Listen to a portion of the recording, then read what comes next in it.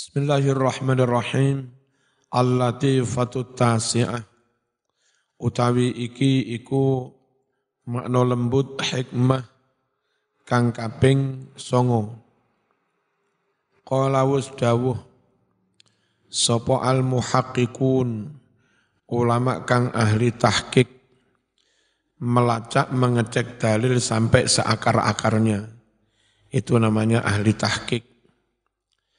Min ahli tafsir, saking ulama ahli tafsir, fi qawlihi mengenai firman Allah Ta'ala, qad nara taqalluba wajhika fis sama. Jadi begini, dengarkan. Kanjeng Nabi itu kepingin kiblatnya balik ke Mekah. Tapi Nabi itu arep minta secara lisan terang-terangan itu sungkan. Yang dilakukan Nabi mekur sering begini. Ya Allah. Enggak njaluk. Itu adab yang luar biasa. Njaluk pun boleh. Tapi wong njalukan iki gak apik. Wong tanpa diminta pun Allah sudah tahu. Nah, yang dilakukan Nabi bukan njaluk. Tapi sering danga gitu. Allah ngerti juga. Fi hadhil ayati iku ing dalem iki ayat tambihun latifun, ono pengenget kang lembut banget, halus, ala husni adabihi, atas begitu bagusnya tata krama Rasulullah sallallahu alaihi wasallam. Mas, masuk mas. Coba nunjuk mas. Nah, ini repotnya sekarang, yang sering klaim pengikut Rasul, pejuang sunnah Rasul, pendakwah sunnah Rasul, tabligh akbar mereka lakukan, itu mereka jauh dari tata krama. Ngamuan, misuan, ngilok nemet nah wong. Tapi dandanannya kayak Rasul. Bahkan beberapa ngeklaim kami keturunan Rasul. Tapi akhlaknya jauh. Ini yang merepotkan umat, jadi fitnah. Mau enggak kami ikuti ngakunya keturunan Rasul? Kami ngikuti kok jauh dari akhlaknya Rasul. Yang enggak ngikuti mereka dituduh menentang keturunan Rasulullah. Nah, repot.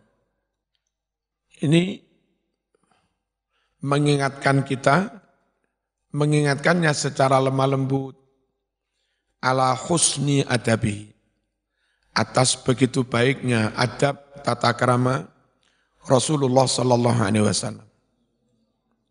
Di Jawa Timur itu ada salah satu pulau, dulu terkenal sekali tata krama mereka. Kepada ulama mereka luar biasa tata kramanya. Bahkan mau salaman dengan ulama itu sandalnya dicopot.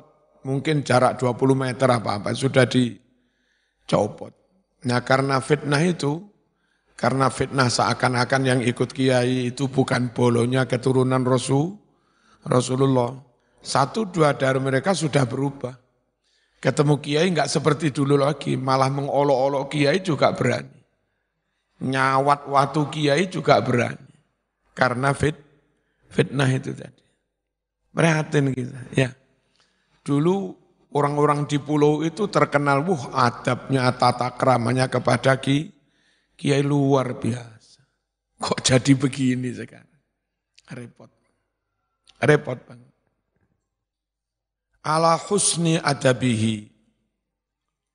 Begitu baiknya tata krama Rasulullah alaihi salatu wassalam. Di mana tata krama yang baik itu? Haitsun tadharal wahya. Sekiranya Nabi cukup menunggu datangnya wahyu. Jadi Nabi enggak ngoyok, enggak minta, ya Allah, minta, ya Allah, minta. Enggak itu Nabi. Nabi cukup sabar menunggu datangnya wahyu. Nabi enggak minta. Oh, enggak diminta, kalau datang juga datang. Enggak diminta pun kalau turun nanti juga turun, ngapain? Walam yas'al rabbahu. Dan Nabi tidak meminta-minta pada Allah Tuhannya. Ini bagian dari tata krama. Wa qad akramahu Allah Ta'ala ala hadzal adab. Benar-benar Allah memuliakan Muhammad sallallahu alaihi wasallam. Karena tata krama yang bagus ini. Biqiblatin, dengan diizinkan kiblat yuhibbuha, yang Nabi mencintai kiblat itu. Kiblatan tardoha. Wa yahwa, dan menginginkan sapa Nabi ha kiblat itu. Tanpa meminta itu, hanya menengai. Tahu-tahu Allah turunkan wahyu mengizinkan ngadep kiblat Masjidil Haram. Faqala ta'ala, Allah Ta'ala berfirman, falanuwalliyannaka qiblatan tardaha. Benar-benar kami akan mengizinkan engkau mengizinkan kamu menghadap kiblatan ke arah kiblat tardaha yang kamu menyukainya. Terus saya menambah sedikit. Itu mengurangi fitnah. Orang Yahudi itu kan agak menuduh bahwa ide menghadap Masjidil Haram itu idenya Muhammad. Sangke Muhammad enggak suka sama orang-orang ahlul kitab aja. Bukan datang dari Allah, itu idenya Muhammad. Lah Nabi Muhammad menenggak dungu. Itu juga cara untuk menepis tuduhan itu. Biar orang Yahudi tahu ini full menghadap ke Masjidil Haram, full memang diinginkan Allah, bukan atas permintaan Muhammad. Ngerti ya? Jadi Yahudi katanya nuduh-nuduh, Muhammad anti kami, Muhammad rasis, enggak bisa. Ini bukan kami minta pun tidak kok, kami hanya meneng. Ini full keputusan dari Allah. Wa fi sababi mahabbatihi alaihi salatu wassalam at-tawajjuha ilal Masjidil Haram. Mengenai sebab mengapa Nabi mencintai menghadap ke Masjidil Haram. Mengenai sebab mengapa Nabi suka menghadap ke Masjidil Haram. Wa tarkit tawajjuh ila Baitul Maqdis, dan tidak lagi menghadap ke Baitul Maqdis. Wujuhun, ada beberapa pandangan mengenai sebab mengapa Nabi itu lebih suka menghadap Masjidil Haram.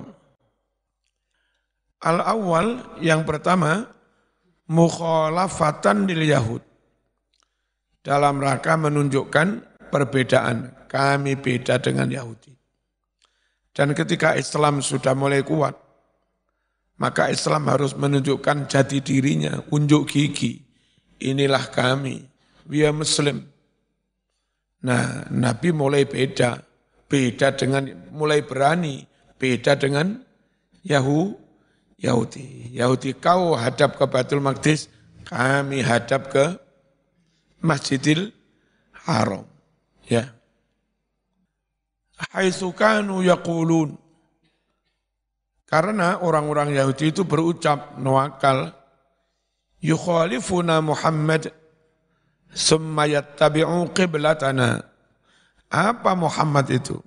Muhammad itu dalam agama berbeda dengan kami, dalam agama menentang kami, tapi soal kiblat mengikuti kami. Orang Yahudi menduduhnya Muhammad mencela-menceli. Jarene agamane beda, tibake kiblate nunut. Itu tuduhan siapa? Yahudi. Nah, sekarang dijawab. Ini.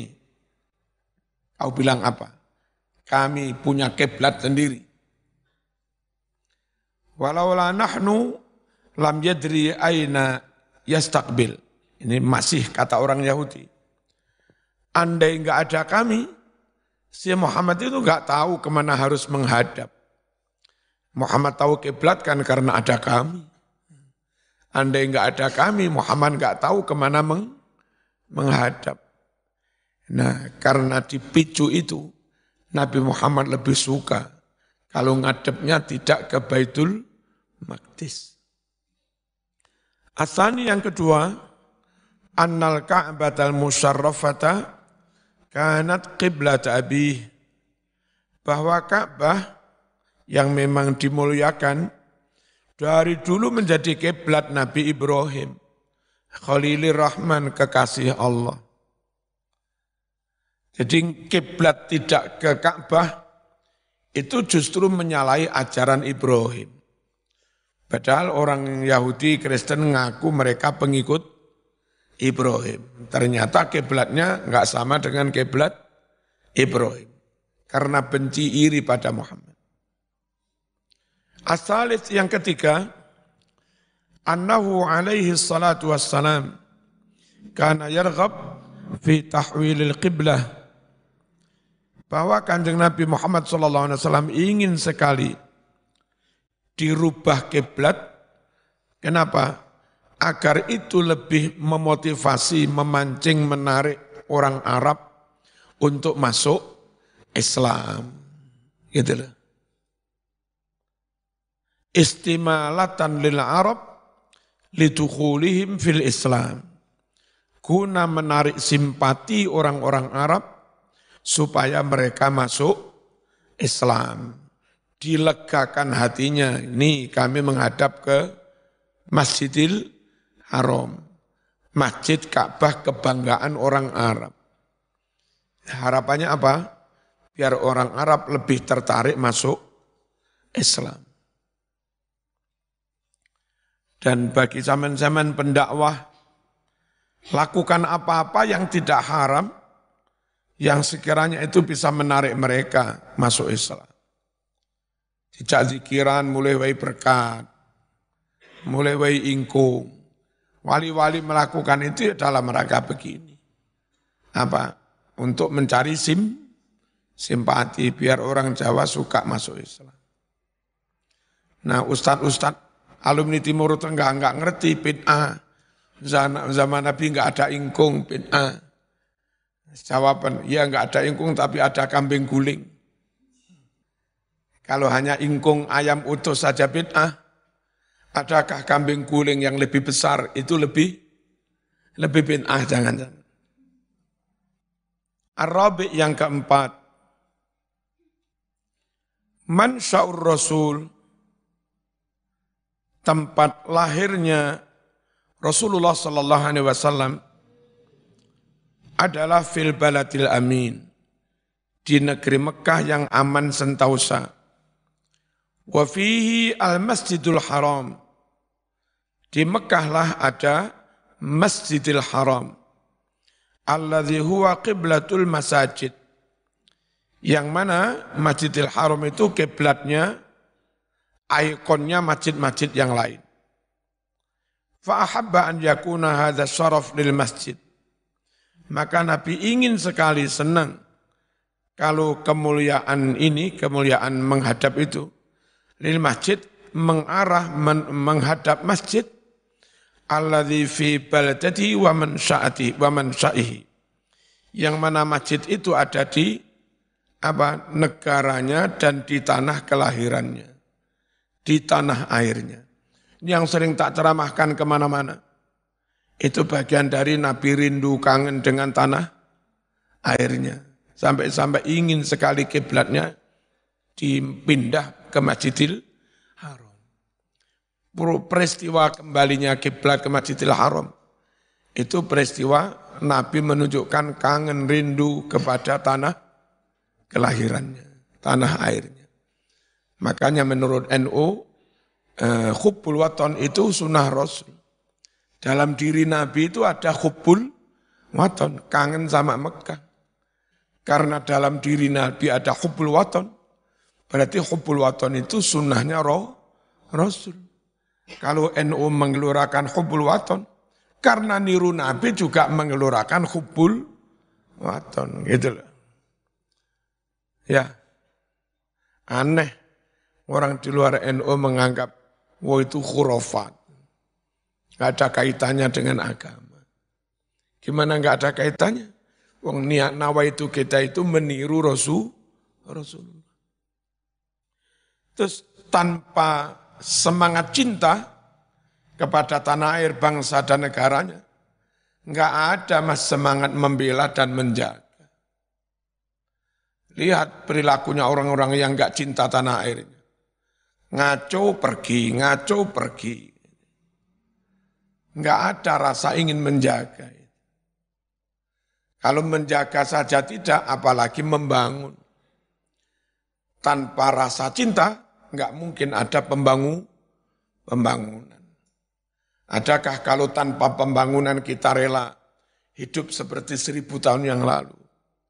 Adus ning kali, kembenan, mangan bakar-bakar. Masuk yang ngono maneh Mas. Ono ngene iki, ono GoFood, ono sembarang kan karena hasil dari pembangunan. Pengen mangan gak repot-repot cetek geni. Mien arep mangan golek kayu, sok ilengo, trek. Murup lagi panci dipasang duri. Sugi angus tok ireng prawane rasito ayu. Imbiyen niku ngene. Saiki Mas barokah ada pembangunan IT. Pengen mangan. Pak zaman apa? Aku mianu. Mana Pak? Geprek. 10 menit. Kayak ya, kemajuan terjadi karena ada pembangunan. Pembangunan terjadi karena ada rasa cinta. Emang enggak cinta karo bojomu Mas? Enggak kira nukono kelambi katirioyo. Katirioyo Mas kelambi tuku dhewe. Tapi lek sampean cinta. Turung dadi bojomu wis mau kirimi pulsa wis. Wong cinta. Nah, ini al-latifatul asyirah utawi latifah makna lembut, hikmah yang ke-10 terkait dengan qad nara taqalluba wajhika fis sama fit ta'biri 'anil Ka'bah bil Masjidil Haram, mengungkapkan, membahasakan Ka'bah dibahasakan dengan Masjidil Haram. Kiblat itu menghadap Ka'bah, apa menghadap Masjidil Haram? Kiblat itu menghadap Ka'bah, apa menghadap Masjidil Haram? Mestinya ngadep Ka'bah. Ya. Tapi di sini disebutnya Masjidil Haram. Apa? Ini ada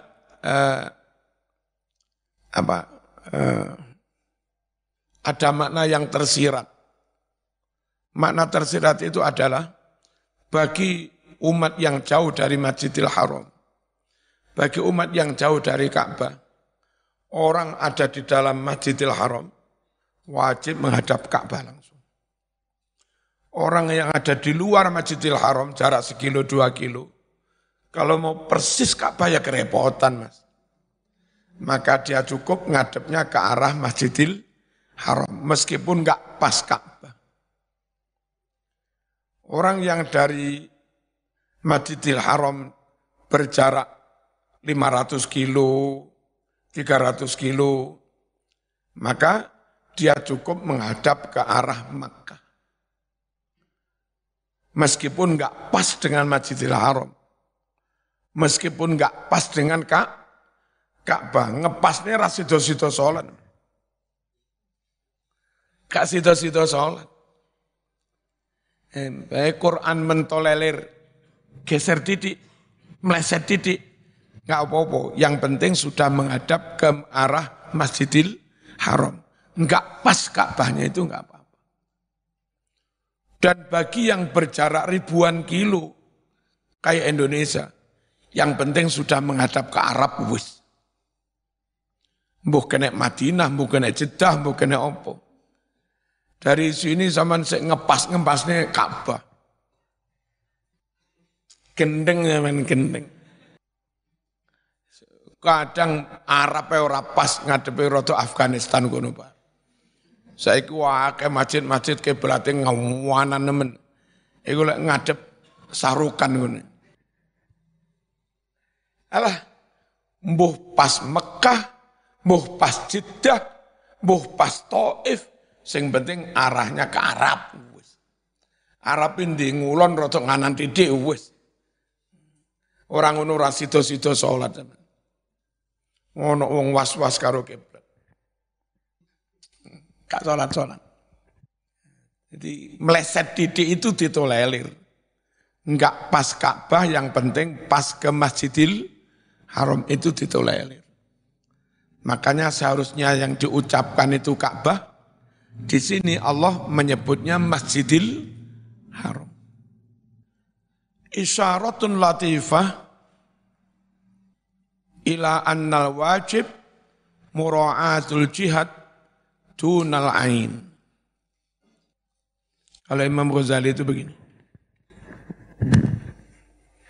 Apa dodone menungso digawe begini? Enggak digawe kok blabak persis. Kalau sama ngadep ke Masjidil Haram, enggak pas. Enggak pas yang ini. Engko dodo musing iki ya pas. Dodo iki lho digawe rodok rene. Enggak pas iki nih, persis. Pas iki nih rodok rene. Pas iki nih rodok rene. Makane meleset didik wis ra apa-apa wis. Wong dodomu ya ora patek rata ae. Ngerti? Itu Imam Ghazali itu kayak begitu. Saking wong-wonge lho ora was-was. Soal madhep ka isyaratun latifah, ada isyarat yang sangat lembut. Ila annal wajib, bahwasanya yang wajib mura'atul jihad, memperhatikan arah. Yang penting arahnya wis ngulon rotok nganan titik. Kalau dari Malang sekitar 20 derajat, selikur derajat. Kalau dari Lamongan, Gresik sana sekitar 19 derajat atau 18 derajat. Kalau dari Balikpapan sana, nganane paling hanya sekitar 5 atau 6 derajat. Kalau dari Hong Kong, ngulon tok wis. Gak usah nganan ngiri. Ya wis, yang penting ngono, meleset titik-titik ya wis. Adik meleset itu mas, meleset 1 derajat, teko-nekono 10-an kilo mas. Teko kene meleset 1 derajat. Mekai kono ngalore wis puluhan kilo wong adoh. Ya. Dunal aini, tidak harus memperhatikan wujudnya Ka'bah. Nek sampean madhep harus madhep ke wujudnya Ka'bah, kangelan. Makanya yang wajib itu cukup madhep ke arah-arah. Meleset ke ngaloren, meleset ke ngidulen, kadang pas, wis biasa. Tapi ya ikhtiar. Ikhtiarnya nggak kompas, nggak Google-mu kadang apa? Pulsane kurang, Google-mu mumet. Tetheringan wis ora. Atau tanggal 16 Juli jam 4 sore lebih 26. Itu posisi matahari di atas Ka'bah. Nah, tanggal itu 16 Juli jam 4 sore lebih 26 menit. Sampean segera di depan masjid sampean, di tempat sampean sholat. Sawangan sering pas. Nah, itulah Ka'bah. Itulah kiblat. Ngetek nih genter ini. Begitu jam itu dead. Kan kiblat ha? Bayangannya sampean pilok seret. Wis itu kiblat wis. Ya. Eling-eling tanggal apa? 16 Juli, tanggal jam 4 sore lebih 24, lebih 26. Kalau ini sudah beberapa kali tak cek, pas. Kiblatnya masjid 16 Juli, jam itu pas. Kalau sholat di dalam, di emperin dalam, itu ngulon nganan sedikit sekitar 6 atau 7 derajat sedikit. Itu sama dengan itu tadi 16 Juli, jam 4 sore 26 menit. Sing sering sholat neng kamar-kamar was-was itu. Mungkin ditelok kamarmu kiblate sak piro. Bismillahirrahmanirrahim. Wasirru fil amri bitawliyati khassan wa amman. Wasirru utawi rahasia, hikmah rahasia, fil amri bitawliyah, perintah atau izin menghadap kiblat khassan wa amman, ada perintah yang khusus untuk Muhammad. Mana fawalli wajhaka syatral masjidil haram. Ada juga perintah yang umum untuk umat Islam. Mana? Wa haitsuma kuntum fawallu wujuhakum syatra. Jadi ada dua ayat, perintah khusus untuk Muhammad dan ada perintah umum untuk umat Islam. Kenapa harus ada dua perintah? Satunya khos, yang satunya umum. Semakala lalu Allah berfirman, wa haitsuma kuntum fawallu wujuhakum syatrah. Ma'a anna khitaban Nabi sallallahu alaihi wasallam khitabun li ummati.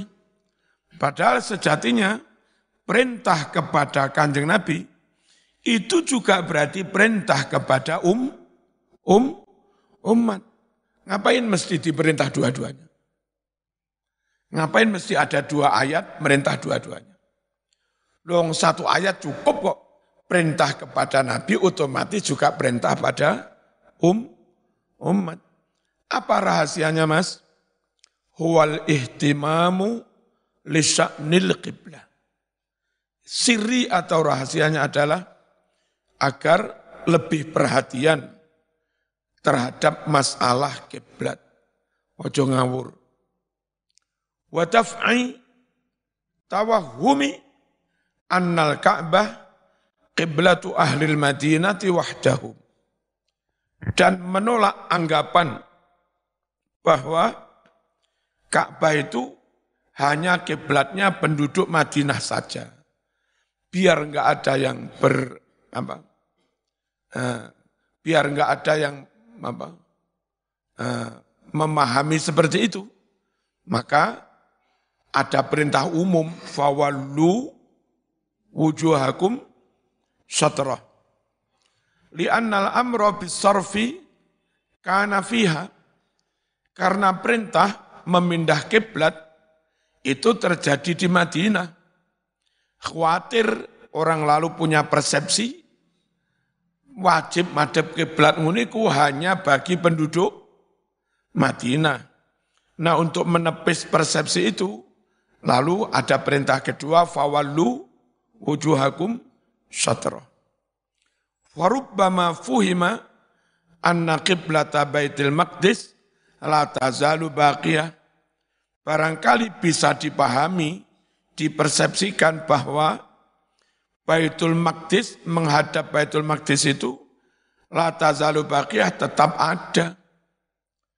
Andai enggak ada ayat fawallu, jangan-jangan ada orang paham, memahami, dikiranya menghadap Baitul Masjid itu, Baitul Maqdis itu tetap berlaku. Nah, begitu ada ayat fawallu, maka berlaku untuk semua madhab Masjidil Haram. Qala Ar-Raghib Ar-Raghib Al-Asfahani dawuh, amma khitabuhul khas fatashrifan lah wa ijaban li raghbatihi alaihi salatu wassalam. Adapun perintah secara khusus tertuju kepada Muhammad SAW itu karena ingin memuliakan Nabi dan karena merespon keinginan Nabi. Nabi kan pancen kepingin kiblatnya dialihkan ke Masjidil Haram. Nah, perintah untuk Muhammad, fawali Muhammad, itu dalam rangka merespon keinginan Nabi Muhammad itu. Zaman mondok ning kene malah ono respon baru. Yang pondok desa-desa ka ono sing maknane ijaban kanggo merespon ngono. Wa amma khitabuhul am ba'dahu, adapun perintah Allah yang bersifat umum, fawallu ba'dahu setelah perintah khusus tadi, fali annahu kana yajuz an yu'taqad anna hadza qad khussa alaihi as-salatu wassalam bih. Kenapa perlu ada perintah umum? Kata Ar-Raghib ini. Karena bisa-bisa saja, mungkin saja orang meyakini bahwa perintah menghadap Masjidil Haram itu terkhusus bagi Kanjeng Nabi Muhammad sallallahu alaihi wasallam. Kama khussa fi qawlihi qumil lail. Sebagaimana Nabi Muhammad juga terkhususkan dalam firman-Nya qumil laila illa qalila. Tahajud itu wajib hanya untuk Kanjeng Nabi khusus. Walamma kana tahwilul qiblah lahu khatarun khassahum bi khitabin mufrad.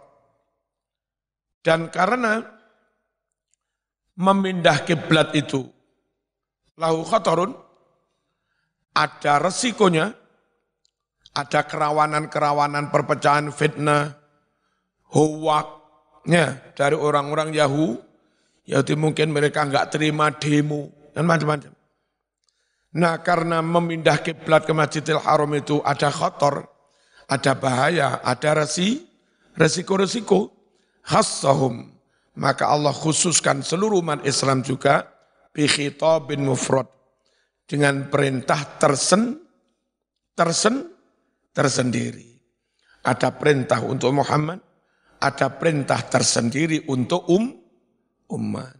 Itu dalam rangka itu. Al-ahkam asy-syar'iyyah, hukum-hukum syar'i. Al-hukmul awal, mal muradu bil Masjidil Haram fil Qur'anil Karim. Apa yang dimaksud Masjidil Haram dalam Al-Quran itu? Warata dzikrul Masjidil Haram fi ayatin mutafarriqah min Al-Quranil Karim wa fi sunnatil mutahharah aidan. Warata telah sampai penyebutan lafaz Masjidil Haram di beberapa ayat yang terpisah-pisah dari Al-Quran. Juga penyebutan lafaz Masjidil Haram ada di dalam hadis-hadis. Wa qusida bihi iddatu ma'anin. Wa qusida dimaksudkan bihi dengan penyebutan Masjidil Haram iddatu ma'anin, banyak makna. Al-awwal yang pertama, ketika disebut Masjidil Haram maknanya Ka'bah. Di mana ada lafaz Masjidil Haram ternyata maknanya Ka'bah. Wa minhu qaulu, di antara contohnya adalah firman Allah, fawalli wajhaka syatral Masjidil Haram.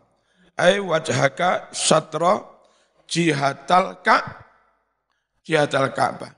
Hadapkan wajahmu ke arah Ka'bah. Menyebutnya Masjidil Haram. Padahal Ka'bah itu bagian dari Masjidil Haram. Yang disebut keseluruhan Masjidil Haram, ternyata yang dimaksud Ka'bahnya. Dan itu biasa. Jadi Arab rapi mas. Ya. Oleh di Blitar. Wong Blitar mau rapi kabeh. Ya ora. Hanya 1 dari 1 juta orang Blitar. Tapi menyebutnya Blitar. Numpak apa mas Sepur. Pokokmu dawane sak piro? Sepur samono dawane mau lunggui kabeh. Sejatinya itu enggak numpak sepur. Duduk di atas kursi. Yang kursi itu, jok itu dipasang di dalam rangkaian kereta, gerbong. Yang itu ditarik dengan lokomotif. Tapi berbahasa ini kan ya repot. Numpak apa mas? Aku mah numpak kursi mas. Dipasang neng jerone gerbong. Gerbong nomor 4 mas. Ditarik karo lokomotif, onok masinise. Melaku di atas rel. Aduh. Kok angel men berbahasa. Padahal cukup. Apa naik kereta api. Bismillahirrahmanirrahim. Kayak ini. Yang disebut Masjidil Haram. Yang dimaksud bagian dari Masjidil Haram. Asani yang kedua, al-masjidu kulluh. Yang dimaksud Masjidil Haram, itu ya masjid itu semua. Enggak Ka'bah itu. Ka'bah, pelataran Ka'bah, masjid, serambini. Semuanya masuk kalimat Masjidil Haram. Wa minhu adalah di antara contohnya, qauluhu sabda baginda Nabi Muhammad sallallahu alaihi wasallam, salatun fi masjidi hadza khairun min alfi salatin fi ma siwah illal masjidal haram. Sekali salat di masjidku, Masjid Nabawi ini lebih baik daripada 1000 kali salat. Nah, makanya budalo umroh. Zaman berkesempatan salat sekali di Masjidil Haram. Padha karo salat ning masjid ngasih ping 1000. Padahal ning kene wis ping 17 mas. Berarti salat sekali di Masjidil Haram berjamaah padha karo salat ning omah ping 17.000. Piro ganjaran. Apa yang fi masiwah di masjid-masjid yang lain kecuali Masjidil Haram. Yang dimaksud lafadz Masjidil Haram itu Masjidil Haram apa Ka'bahnya? Masjidil Haram.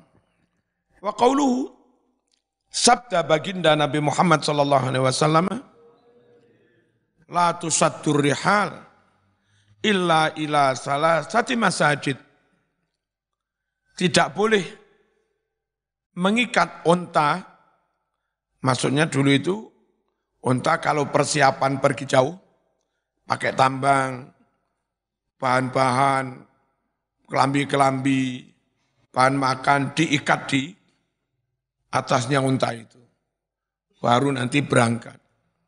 Kalau sudah ngikat barang-barang, sego digowo, panci digowo, kompor digowo, beras, itu berarti pertanda akan pergi jauh, ribuan kilo naik unta. Nah begitu itu enggak boleh. Berkemas bersiap untuk pergi jauh. Kecuali menuju 3 masjid. Masjidil Haram. Apa Masjidil Haram? Ka'bahnya? Apa masjidnya? Masjidnya.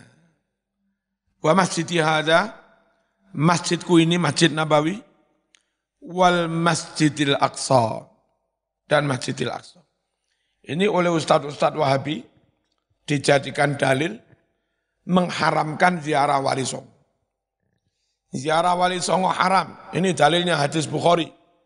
Kalian dilarang persiapan mengikat unta pergi jauh berratusan kilo kecuali menuju Masjidil Haram, Masjid Nabawi, Masjidil Aqsa. Lah kamu pergi jauh mau kemana mas? Ke Sunan Ampel. Tidak termasuk 3 ini. Haram. Mereka begitu mengharamkan ziarah wali songo, dalilnya hadis ini. Terus saya jawab, kalau dipahami kayak sampean itu mas, mau kemana mas? Mau ke Australia, mau dakwah, haram. Ini mas, baca mas, haram pergi jauh, kecuali menuju 3 masjid. Anda mau ke Australia haram. Emang mau kemana? Mau ke Yaman, mau mondok, haram. Haram pergi jauh. Kecuali menuju 3. Kan konyol banget itu. Ya, konyol. Lah, enggak begitu maknanya. Ini konteksnya tentang masjid. Jangan dibawa kemana-mana sampai keluar masalah-masalah masjid di luar masjid, jangan. Masjid sak donya iki Mas, regane podo. Jamaah di sini 27. Jamaah di New York ya 27. Jamaah di Masjid Yaman sana juga 27. Mau di Al-Azhar 27. Jamaah di Masjid Jeddah sana ya 27. Karena semua masjid ini nilainya sama. Maka kalau sekedar niatmu ingin jamaah, nggak perlu jauh-jauh. Nanti Mas, mau ke PET Australia, apa jamaah zuhur langsung mulai. Ora oleh.